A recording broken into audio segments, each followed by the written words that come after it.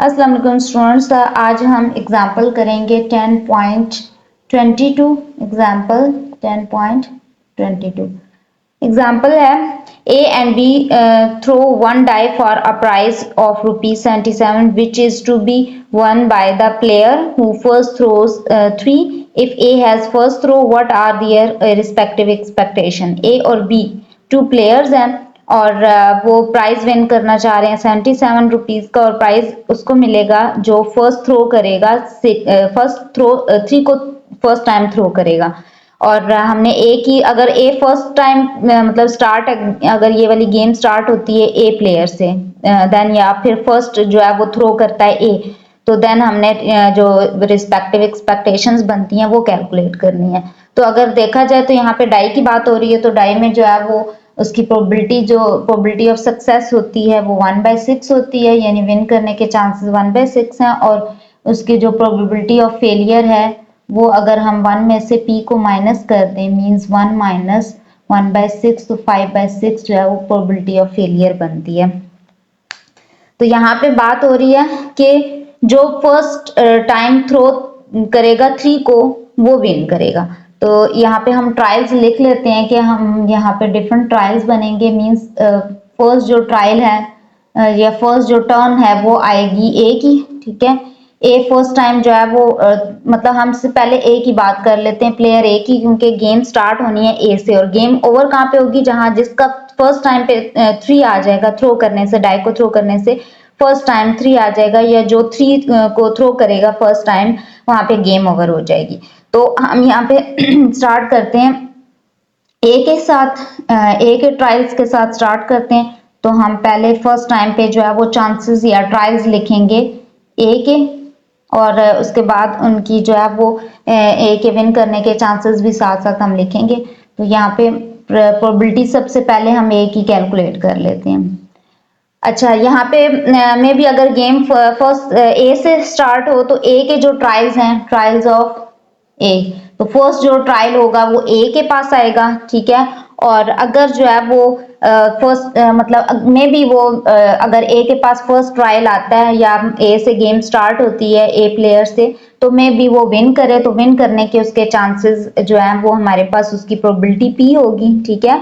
और p हमारे पास 1/6 के इक्वल है, तो हम ये 1/6 इसकी प्रोबेबिलिटी भी लिख लेते हैं। लेकिन मे बी अगर जो है वो ए विन नहीं करता, ए का फर्स्ट टाइम में थ्रो नहीं आता, तो ट्रायल किसके पास चला जाएगा, बी के पास चला जाएगा। बी के ट्रायल्स हम लिख लेते हैं, बी के पास सेकेंड ट्रायल बी के पास चला जाएगा। मे बी जो है वो बी भी यहाँ पे अगर ए ने विन नहीं किया, इट मींस ए के फेल होने के, या ए के जो है वो चांसेस नहीं बन रहे विन करने के, तो वो क्यू आएगा यहाँ पे। और उसके जो विन करने के चांसेस है, मे बी सेकेंड ट्रायल में बी विन कर जाए, ठीक है। यहाँ पे हम ये बी के लिए लिख रहे हैं चांसेस, तो मे बी बी विन कर जाए, तो बी के विन करने की जो प्रोबेबिलिटी है वो पी है, और ए के विन ना करने की प्रोबेबिलिटी क्यू है। और मे बी जो है वो सेकेंड ट्रायल में विन ना करें, अगर बी विन नहीं करता, इट मींस थर्ड ट्रायल या थर्ड टर्न किसकी आ जाएगी, ए की आ जाएगी। और यहाँ पे अगर हम चेक करें तो फर्स्ट टाइम में ए ने विन नहीं किया, ठीक है, और बी ने भी विन नहीं किया, इट मींस कि यहाँ पे प्रोबेबिलिटी ऑफ फेलियर हमारे पास क्यू स्क्वायर है। और मे बी जो है वो थर्ड ट्रायल में ए विन कर जाए, तो ए की जो प्रोबेबिलिटी बनती है वो विन करने की पी बनती है। इसी तरीके से मे बी थर्ड ट्रायल जो है वो ए विन ना करे और 3 ना आए ए का, ठीक है, थर्ड टाइम में भी, इट मींस के फोर्थ जो ट्रायल है वो चला जाएगा बी के पास। तो फोर्थ या टर्न भी कह सकते हैं कि फोर्थ टर्न या जो बारी आएगी वो फिर बी की आएगी। और मे बी जो है वो बाकी सारे जाहिर है कि बाकी फर्स्ट में विन नहीं किया, सेकंड ट्रायल में भी विन नहीं हुआ, थर्ड ट्रायल में विन नहीं हुआ, इट मींस के विन ना करने की प्रोबेबिलिटी Q3 है। और मे बी फोर्थ ट्रायल में बी विन कर जाए, इट मींस के ये प्रोबेबिलिटी इसकी बनती है सक्सेस की, या प्रोबेबिलिटी इसके विन करने की प्रोबेबिलिटी P बनेगी। और मे बी फोर्थ ट्रायल में बी भी विन ना करे, तो देन फिर चांसेस किसके बन जाएंगे, नेक्स्ट टर्न किसकी आएगी, फिर ए की बारी आ जाएगी, मींस एक विन नहीं करता। अगर फर्स्ट टाइम पे ए का थ्रो आ जाता तो ए विन कर जाता, लेकिन फर्स्ट टाइम में नहीं आया, बारी फिर बी के पास चली गई और बी का जो है वो भी विन ना करे। इसी तरीके से हर अगर पिछले जितने ट्रायल्स हैं उनमें किसी का भी थ्रो नहीं आया, इट मींस कि फिफ्थ जो टर्न है वो आएगी ए की। तो ए के जो है ना विन पिछले जितनी भी टर्न्स आए हैं उनमें कोई भी विन नहीं, किसी ने विन नहीं किया। इट मींस हमारे पास फोर तक हम चल रहे थे, फोर टर्न तक हम कर चुके थे, तो पिछली फोर टर्न्स में किसी ने भी विन नहीं किया, तो विन ना करने के चांसेस Q4 और में भी फिफ्थ ट्रायल में ए विन कर जाए तो उसके विन करने के चांसेस वो पी के इक्वल होंगे। और इसी तरह ये चलता रहेगा। फिफ्थ के बाद सिक्स टर्न इसकी आ जाएगी बी की, और बी के जो है वो विन फिफ्थ जितने भी टर्न्स आए थे उनमें कोई भी विन अगर किसी ने नहीं किया, मे बी सिक्स में बी विन कर जाए। इसी तरीके से कॉन्टिन्यूड रहेगा। अब ये कॉन्टिन्यूड रहेगा, अब हमें नहीं पता ये इन्फिनिटी, अब हमें नहीं पता कि कब जो है वो किसकी जो है वो टर्न पे थ्री आ जाए, तो इट मींस ये इन्फिनिटी यहाँ पे इन्फिनिटी होगा, मींस ये सीरीज बन जाएगी।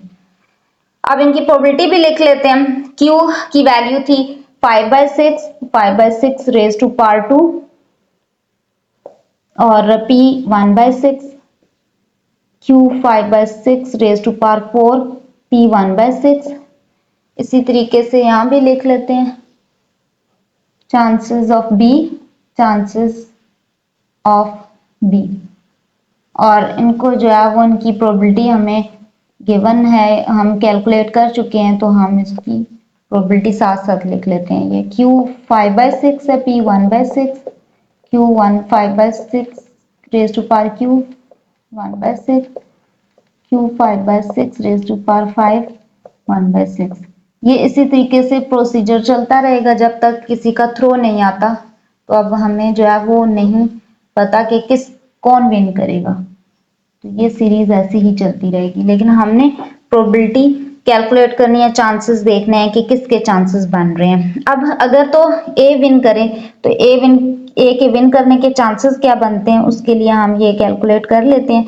तो हमें प्रोबेबिलिटी कैलकुलेट करनी होगी चांसेस को देखने के लिए। तो ए में win in any of the trials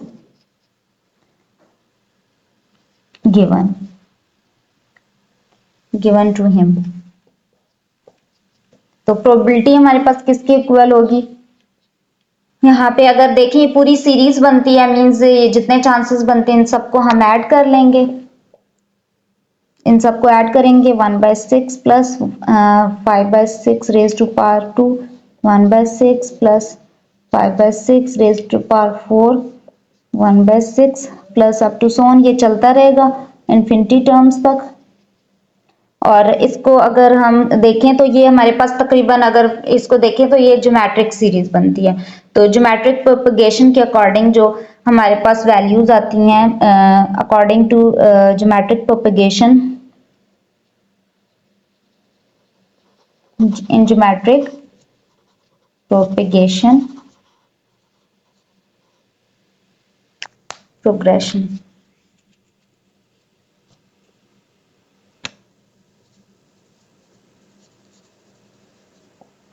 geometric propagation series बन रही है, इस वजह से हम ज्योमेट्रिक प्रोपगेशन के फॉर्मूलाज लगाएंगे।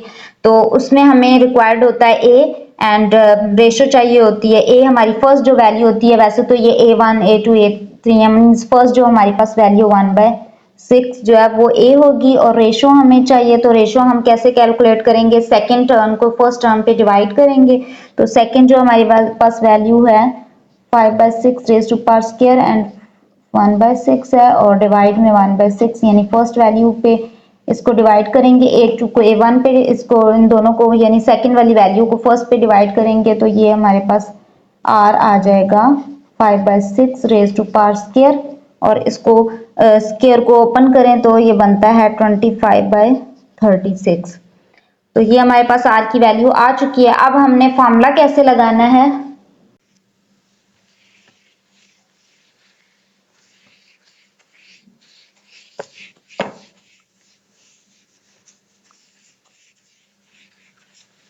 अब हमने R कैलकुलेट करना है। आर को हम कैसे कैलकुलेट करेंगे, सेकेंड वैल्यू को फर्स्ट पे डिवाइड कर देंगे,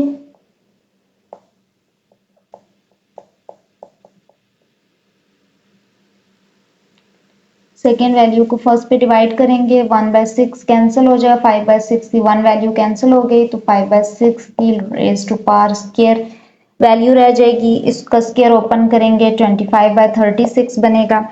और ज्योमेट्रिक प्रोग्रेशन की सीरीज में भी यही होता है कि रेशो सबकी सेम आ रही होती है, सब वैल्यूज की, अगर सेकंड को फर्स्ट पे डिवाइड करें, थर्ड को सेकंड पे डिवाइड करें, सबकी रेशो सेम आ रही होती है। अब हमने समेशन कैलकुलेट करना है, तो हम समेशन के लिए इसके टू फार्मूलाज हैं, जिसके अकॉर्डिंग अगर आर की वैल्यू लेस देन 1 हो तो हमने ये फार्मूला लगाना है, अदरवाइज हम R-1 वाला फार्मूला लगाएंगे अगर आर ग्रेटर देन 1 होगा। तो अब यहाँ पे हमारे पास जो वैल्यू बन रही है 25/36, उसको हमने पहले भी किया था, वो हमारे पास लेस देन 1 बन रही है, इसलिए हम फर्स्ट वाला फार्मूला यूज करेंगे। बी की प्रोबेबिलिटी हमें रिक्वायर्ड है, तो हम यहाँ पे समेशन का फार्मूला अप्लाई करते हैं, a divided by 1 - r। a की वैल्यू बन रही थी हमारे पास 5/36 और r की वैल्यू बनती है 25/36, ऊपर 5/36 वैल्यू है, नीचे 1 में से 25/36 को माइनस करेंगे, 11/36 बनता है, ये टोटल बनती है 5/11। प्रोबेबिलिटी इसकी बन जाती है बी की। अब हमने क्योंकि दोनों की प्रोबेबिलिटीज कैलकुलेट कर ली हैं, लेकिन हमें रिस्पेक्टिव जो एक्सपेक्टेशंस हैं वो निकालनी है कि हम क्या एक्सपेक्ट कर रहे हैं कि बी के मतलब क्या एक्सपेक्ट कर रहे हैं, कितने रुपीस बनेंगे, और ए के अगर ए विन करता है उसके कितने रुपीस बनेंगे, और बी अगर विन करता है तो बी के कितने रुपीस बनेंगे, अगर मतलब प्राइस में जो जितने रुपीस बनेंगे वो हमने कैलकुलेट करने। बी की प्रोबेबिलिटी आ चुकी है, तो हम जो है वो यहाँ पे अगर वैसे तो आप अगर बी की प्रोबेबिलिटी मींस किसी एक की प्रोबेबिलिटी आपके पास आ जाती है, सेकंड की आप प्रोबेबिलिटी कैलकुलेट भी कर सकते हैं, मींस अगर प्रोबेबिलिटी बी की हमारे पास आ चुकी है तो हम वन में यहाँ पे वो रूल यूज करते हैं p+2 = 1 का, यानी ऑल प्रोबेबिलिटीज इक्वल होती है 1 के, तो हमारे पास यहाँ पे दो ही प्लेयर्स थे, तो दोनों की प्रोबेबिलिटी 1 के इक्वल होनी चाहिए। हम इस रूल को यूज करें तो अगर एक की प्रोबेबिलिटी हमारे पास हो, जैसे बी की अगर प्रोबेबिलिटी समझ लें हम कैलकुलेट कर चुके हैं, तो हम ए की प्रोबेबिलिटी कैसे फाइंड आउट करेंगे, या पहले अगर ए की आप निकाल लेते हैं, यानी चांसेस जैसे हमने पहले ए के ट्रायल्स निकाले, ए की प्रोबेबिलिटी निकाली, तो हम बी की जो है वो प्रोबेबिलिटी कैसे निकालेंगे, 1 माइनस प्रोबेबिलिटी ऑफ ए अगर हम कर लें, मींस 1 में से ए की प्रोबेबिलिटी को माइनस कर दें तो हमारे पास बी की प्रोबेबिलिटी आ जाएगी। इसको एलसीएम लेके जब सॉल्व करेंगे तो ये हमारे पास प्रोबेबिलिटी बनेगी 5/11, ये मींस आपको बी की ट्रायल्स भी निकालने की जरूरत नहीं पड़ेगी, ए के ट्रायल्स निकाल के ए की प्रोबेबिलिटी निकाल लें और फिर इस रूल के थ्रू हम जो है वो बी की प्रोबेबिलिटी भी कैलकुलेट कर सकते हैं। अब हमने चांसेस हमने एक्सपेक्टेशन कैलकुलेट करनी है, तो एक्सपेक्टेशन जैसे हम एक्स की एक्सपेक्टेशन कैलकुलेट करते थे, तो एक्स की एक्सपेक्टेशन किसके इक्वल होती थी, एक्स को रिस्पेक्टिव प्रोबेबिलिटीज कॉरेस्पॉन्डिंग प्रोबेबिलिटीज के साथ मल्टीप्लाई करते थे और उनका समेशन लेते थे, तो हमारे पास एक्स की एक्सपेक्टेशन आ जाती थी। तो यहाँ पे एक्स हमारे पास क्या होगा, 77 जो प्राइस की प्राइस है 77 रुपीज, वो एक्स होगा, ठीक है, एक्स है 77 रुपीज, 77, ये x की वैल्यू है, और हमें a की एक्सपेक्टेशन अगर सपोज कैलकुलेट करनी है तो हम x को मल्टीप्लाई करेंगे प्रोबेबिलिटी ऑफ a के साथ, तो a की प्रोबेबिलिटी हमारे पास इक्वल थी 6/11 के, एंड जो रुपीस थे मींस विन करने के चांसेस, जो विन करने के का जो प्राइस था वो 77 रुपीज था, इन दोनों को मल्टीप्लाई करेंगे तो ये बनेंगे रुपीस, अगर a विन करता है तो a को 42 रुपीज मिलेंगे। और अब बी के कितने रुपीस बनते हैं, बी के लिए हम यहाँ पे लिख लेते हैं कि बी की एक्सपेक्टेशन क्या बनती है, अगर बी विन करेगा, बी विन करेगा तो हमने एक्स को मल्टीप्लाई करना है प्रोबेबिलिटी ऑफ बी के साथ, तो एक्स की वैल्यू 77 है और बी की प्रोबेबिलिटी 5/11 है, इनको मल्टीप्लाई करेंगे तो ये बनेंगे ₹35। अगर बी विन करे तो बी के जो है वो एक्सपेक्टेड जो रुपीस बनते हैं वो 35 रुपीस बनते हैं।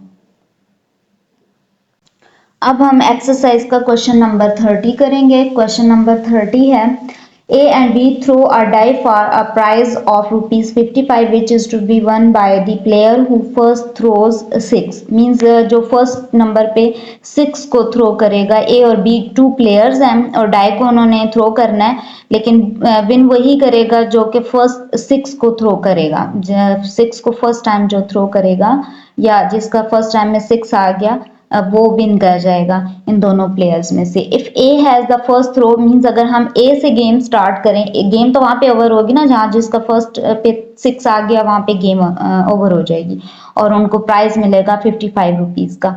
बट अगर हम ए से गेम स्टार्ट करते हैं मींस अगर ए फर्स्ट टाइम थ्रो करे फर्स्ट जो स्टार्ट हो थ्रो वो ए से स्टार्ट हो then what are their respective expectation तो हमने रिस्पेक्टिव एक्सपेक्टेशन कैलकुलेट करनी है कि हम क्या एक्सपेक्ट कर रहे हैं कितने रुपीज मिलेंगे अगर ए विन करता है तो ए को कितने रुपीज मिलेंगे और अगर बी विन करता है तो बी को कितने रुपीज मिलेंगे। तो इसके लिए हमें देखना है कि ए और बी अभी जाहिर है कि ए से अगर हम थ्रो स्टार्ट करते हैं तो फर्स्ट नंबर पे ए जो है वो उस ए की टर्न है मींस ए ने जो है वो डाई को थ्रो करना है मे भी उसका जो है वो 6 आ जाए तो इट मींस कि वो विन कर जाएगा लेकिन अगर वो उसका थ्रो नहीं आता 6 मतलब थ्रो करने से 6 नहीं आता इट मींस ए विन नहीं करेगा तो फिर जो टर्न है वो बी के पास चली जाएगी या बी का ट्रायल होगा सेकंड ट्रायल बी के पास जाएगा और फिर बी ने जो है वो डाई को थ्रो करना है लेकिन अगर जो है वो उसका 6 आ जाता है तो वो विन कर जाएगा अगर उसका 6 नहीं आता है इट मींस फिर ट्रायल ए के पास आ जाएगा और या फिर टर्न भी कह सकते हैं कि बारी जो है वो ए की आ जाएगी इसी तरह चलता रहेगा अगर ए ने विन नहीं किया तो बी के पास चली जाएगी बी ने विन नहीं किया तो ए के पास वापस ट्रायल आ जाएगा इट मींस कि ये गेम चलती रहेगी कंटिन्यूड रहेगी जब तक किसी एक का 6 नहीं आ जाता। तो हम यहाँ पे ट्रायल्स लिख लेते हैं मींस ए के ट्रायल भी लिखेंगे और बी के लेकिन यहाँ पे पहले प्रोबेबिलिटी लिख लेते हैं पी जो है वो प्रोबेबिलिटी ऑफ सक्सेस होगी मींस डाई के में 6 आने के जो चांसेस हैं वो किसके इक्वल है 1/6 और 6 ना आने के चांसेस कितने हैं 1 माइनस पी 1 माइनस 1/6 ये इक्वल होगा 5/6 के। इट मींस कि अगर तो 6 हम क्योंकि 6 के थ्रो में इंटरेस्टेड है यानी हमें देखना है कि 6 के आने के किसी के पास क्या चांसेस बनते हैं तो प्रोबेबिलिटी है 6 अगर आता है अगर थ्रो करने से 6 आता है या 6 थ्रो करने से उसकी प्रोबेबिलिटी 1/6 के इक्वल होगी और 6 ना आने के चांसेस 5/6 होंगे। अब हम ट्रायल्स लिख लेते हैं ए के भी और बी के भी ट्रायल्स लिखेंगे। ट्रायल्स ए के ट्रायल्स फिर चांसेस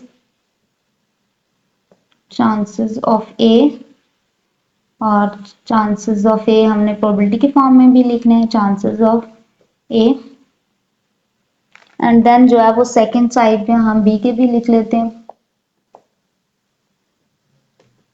ट्रायल्स ऑफ बी और चांसेस ऑफ बी।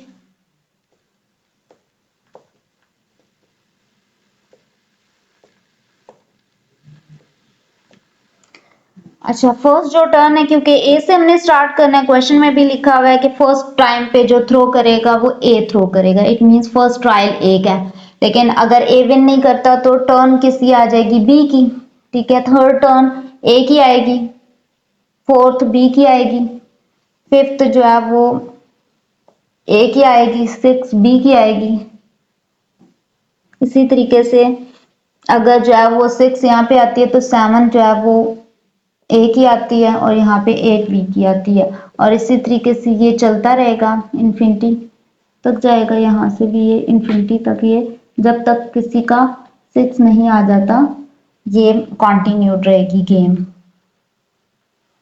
अच्छा अगर तो ए के पास अब फर्स्ट टर्न ए की है या फर्स्ट ट्रायल ए का है अगर ए ने विन कर लिया तो विन करने की जो प्रोबेबिलिटी है मींस अगर ए का 6 आ जाता है थ्रो करने से 6 आ जाता है इट मींस के बी जो है वो बी विन कर जाएगा और उसकी प्रोबेबिलिटी पी बनेगी लेकिन अगर जो है वो फर्स्ट ट्रायल में ए विन नहीं करता तो विन ना करने के चांसेस क्या है क्यू और फिर जो है मे बी जो सेकंड ट्रायल है उसमें बी विन कर जाए तो विन करने के चांसेस पी और इसी तरह अगर फर्स्ट पिछले ट्रायल्स में जो है वो बी ने विन नहीं किया तो फर्स्ट में भी फर्स्ट ट्रायल में फर्स्ट ए ने विन नहीं किया था सेकंड ट्रायल में बी ने विन नहीं किया था इट मींस 2 ट्रायल्स ऐसे हैं जो विन ना करने के चांसेस हैं वो क्यू स्क्वायर के इक्वल है, और में भी जो है वो थर्ड ट्रायल में ए विन कर जाए तो ए के विन करने के चांसेस पी के इक्वल है। इसी तरीके से यहाँ पे फर्स्ट 3 ट्रायल जितने भी हैं उनमें किसी ने विन नहीं किया, और फोर्थ ट्रायल में अगर बी ने विन किया तो इनके जो विन करने के चांसेस हैं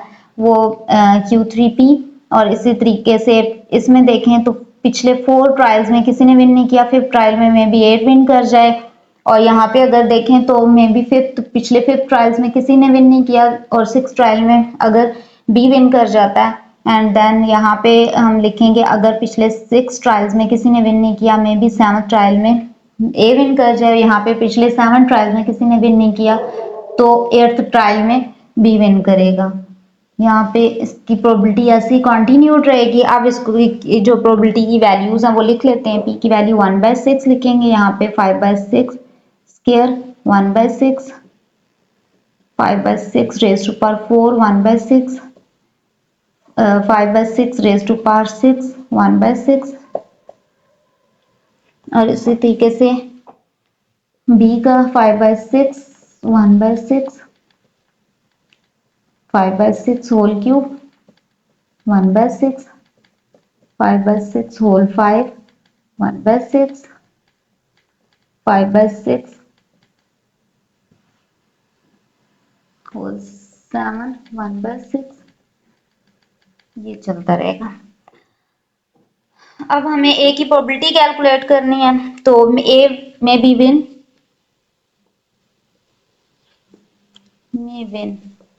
अगर ए विन करता है तो ए के जो है वो ए की प्रोबेबिलिटी क्या होगी, किसके इक्वल होगी, ये सारी जितनी प्रोबेबिलिटीज हैं इन सबको हम ऐड कर लेते हैं। 1/6 plus 5/6 raise to power square 1/6 plus 5/6 raise to power 4 1/6 plus 5/6 raise to power 6 1/6।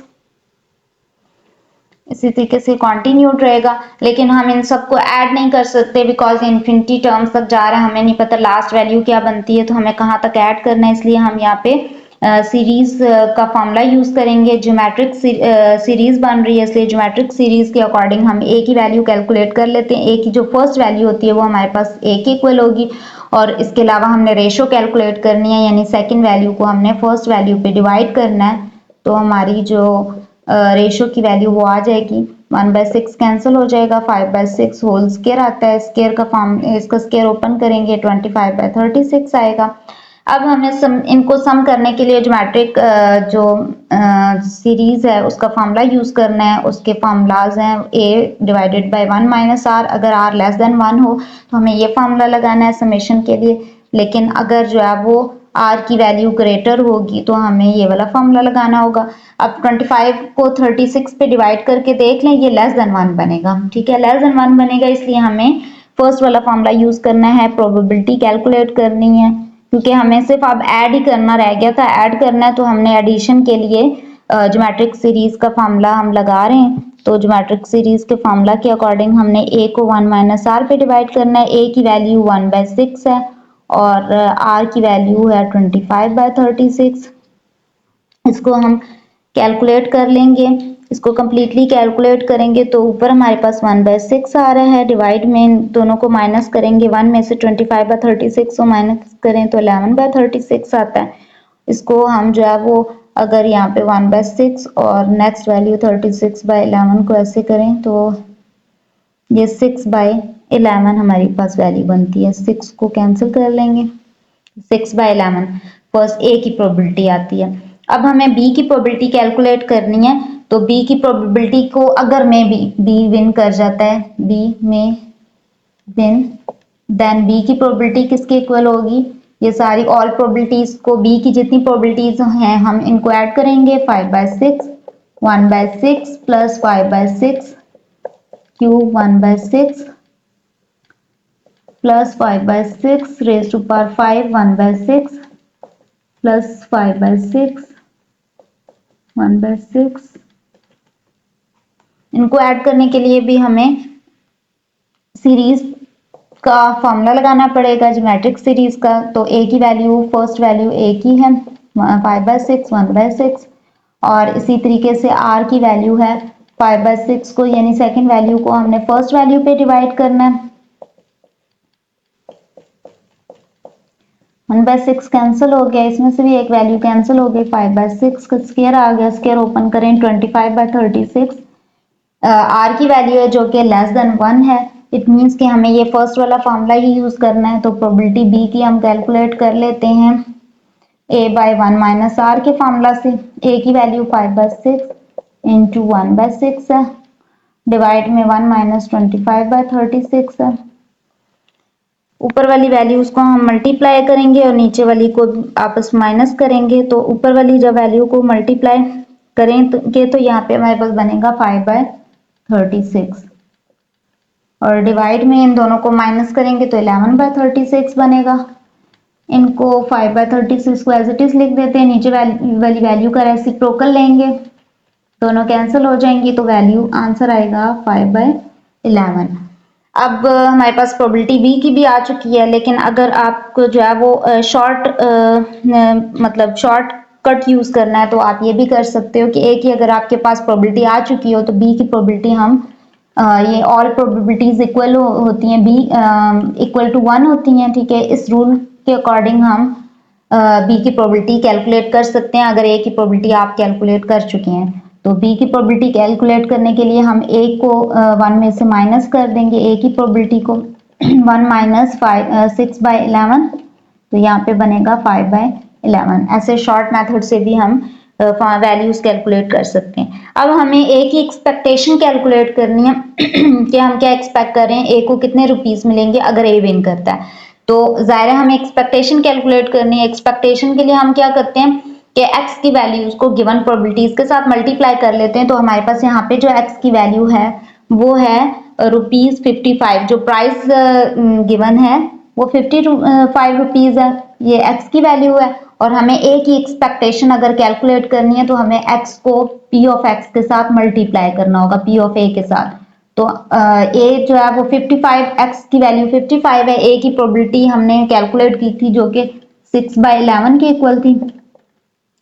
इनको मल्टीप्लाई करेंगे तो ये रुपीस बनते हैं 30 रुपीस। अगर ए विन करता है तो ए के एक्सपेक्टेशंस ये हैं कि ए को 30 रुपीस मिलेंगे, लेकिन अगर बी विन करता है तो फिर हमने x को प्रोबेबिलिटी बी की प्रोबेबिलिटी के साथ मल्टीप्लाई करना है। x की वैल्यू 55 है, बी की जो प्रोबेबिलिटी है वो 5/11 है, इनको मल्टीप्लाई करेंगे तो ये रुपीस बनेंगे 25। इट मीन्स कि अगर बी विन करता है तो चांसेस यही है कि या हम ये एक्सपेक्ट कर रहे हैं कि अगर बी विन करेगा तो बी को 25 रुपीस मिलेंगे।